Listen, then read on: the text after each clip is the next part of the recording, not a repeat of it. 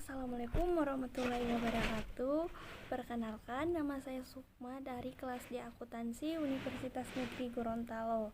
Kali ini saya akan membahas materi tentang pemikiran ekonomi Islam klasik. Langsung saja penjelasan.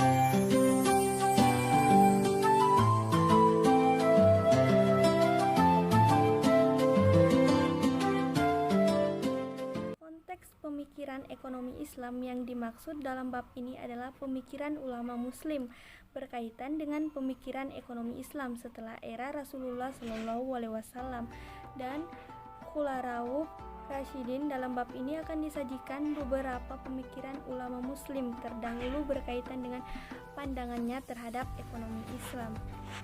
Langsung saja, yang pertama itu ada Abu Yusuf 113 sampai 182 Hijriah atau 731 sampai 798 Masehi. Yakub bin Ibrahim bin Habibi bin Khunais bin Sa'ad al-Ansari al-Jabi al-Kufi al-Baghdadi atau yang lebih dikenal dengan sebutan Abu Yusuf lahir di Kufa pada tahun 113 Hijriah atau 731 Masehi dan meninggal dunia pada tahun 1802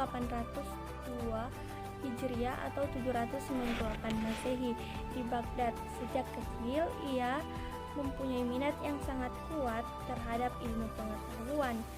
Hal ini dipengaruhi oleh suasana Kufa yang pada saat itu merupakan salah satu pusat peradaban Islam, tempat yang didatangi para cendekiawan Muslim dari seluruh penjuru dunia untuk saling bertukar pikiran tentang berbagai bidang keilmuan atau Karim 2010. Salah satu karya Abu Yusuf yang sangat monumental adalah Kitab Al-Kharat atau buku tentang perpajakan. Penulisan kitab ini didasarkan atas perintah dan pertanyaan Khalifah Harun ar-Rasyid mengenai berbagai persoalan perpajakan. Kitab ini merupakan rujukan bagi Khalifah Harun dalam mengelola lembaga Baitul Mal dengan baik dan benar. Kitab ini berisi mengenai berbagai sumber pendapatan negara beserta cara dengan syariat Islam. Secara umum, berdasarkan penjelasan tersebut, pemikiran ekonomi yang dikemukakan oleh Abu Yusuf adalah sebagai berikut. Yang pertama, negara memegang peran penting dalam memenuhi kebutuhan rakyat dan kekuatan permintaan dan penawaran untuk menentukan harga yang adil dan laba normal. Yang keempat itu ada Ibn Taimiyah. Secara umum, pemikiran ekonomi yang diajukannya adalah yang pertama, perlunya penetapan harga, upah, dan laba yang adil dalam perekonomian agar tercipta keadilan dalam pertukaran di masyarakat. Yang kedua, perubahan harga yang terjadi di pasar akibat kesaliman pedagang tidak selalu benar, sebab harga dapat berubah apabila terjadi pergeseran dalam permintaan ataupun pergeseran dalam persediaan. Terus yang kelima itu ada Ibn Khaldun 732 sampai 808 Hijriah atau 1332 sampai 1406 Masehi.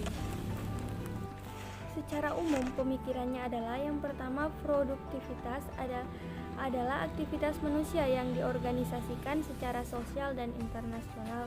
Yang kedua, organisasi sosial dari tenaga kerja ini harus dilakukan melalui spesialis yang lebih tinggi dari pekerja. Yang keenam itu ada Al-Mawardi. Klasifikasi berbagai tanggung jawab Baitul Mal ke dalam dua hal berikut. Yang pertama, tanggung jawab yang timbul dari berbagai harta benda yang disimpan di Baitul Mal sebagai amanah didistribusikan kepada mereka yang berhak.